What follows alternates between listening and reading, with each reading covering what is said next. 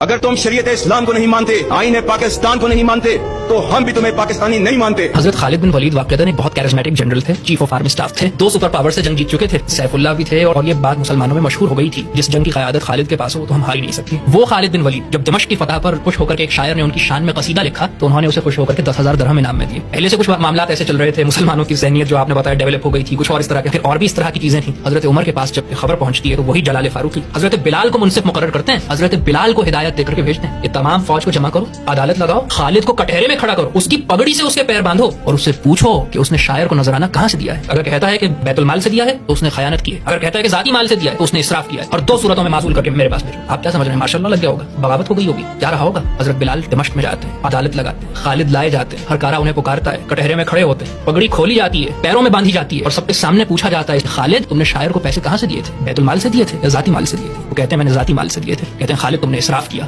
خالد تمہیں معزول کیا جاتا ہے، تمہیں